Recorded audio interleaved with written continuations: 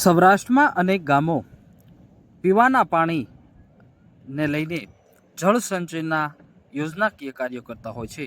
ગામના પોતાના સ્વખર્ચે પાણીના તળ ઊંચા લાવવા પ્રયાસો કરે છે. મારું નામ ધીરુભાઈ રિયાભાઈ સાવલિયા, ગામ જીગાસણ, તાલુકો ધારી, જિલ્લો અમરેલી. અમારા ગામમાં લોકફળાથી સાંઠ ડેમ છે, એથી અમારે એટલો ફાયદો છે. પેલા અમારા તળમાં પાણી રહેતા નહીં, અત્યારે અમારું પાણી ખોટું સમુદ્રમાં જઈને વેડફાઈ નથી જતું, અમે એનો સંગ્રહ કરી લઈએ છીએ અને અમને એટલો ફાયદો મળ્યો છે. અમારા 3 પીત મીડા થવા અને ગામમાં પીવાના પાણીના કાયમ અમારે ટીપણા ભરી આવવા પડતા, હાર કોક ઠેકાણે પાણી હોય ત્યાંથી. આ બધું અત્યારે અમારો બધો પ્રશ્ન હલ થઈ ગયો છે.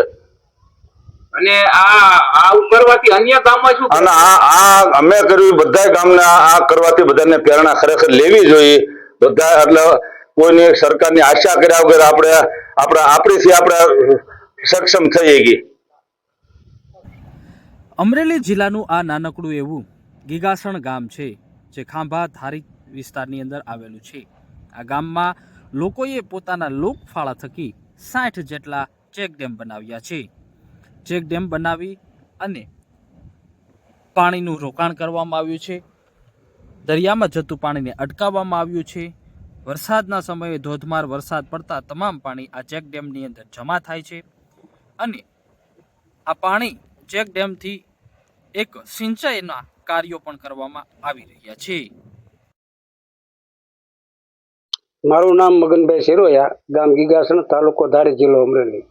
ગીગાસણ ગામે છેલ્લા 3 વર્ષથી 60 જેટલા લોકફળાથી ચેકડેમ બનાવવામાં આવ્યા છે અને આનાથી જે અમારું તળ 1000 ફૂટ હતું એ 300 ફૂટે આવી ગયું છે.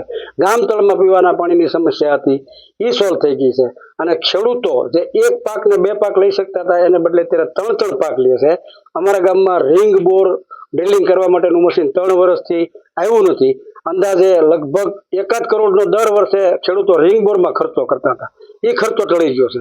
અને આ જે અમે દરિયામાં વહી જતું હતું પાણી, એનો સંગ્રહ કરી અને જેમ બેંકમાં સેવિંગ આપણે પૈસા જમા કરી એવી રીતે જે આ તળમાં પાણી જમા કરી છે અને ગામ લોકોને ખૂબ મોટો ફાયદો થયો છે. અને આ ફાયદાથી ગામની આર્થિક સ્થિતિ સુધરી છે.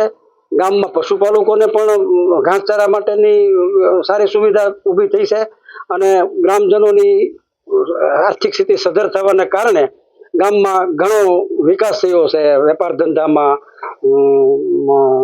બાકીના બધા શિયાળુ પાકોમાં આવો બહુ ગામને મોટો ફાયદો થયો છે. આ પ્રમાણે જો તમામ ગામો આવી રીતે જો ચેકડેમ કરી પાણીનો સંગ્રહ કરે તો સૌરાષ્ટ્રમાં જે પાણીની સમસ્યા છે એ બહુ સારી રીતે સોલ્વ થઈ શકે છે.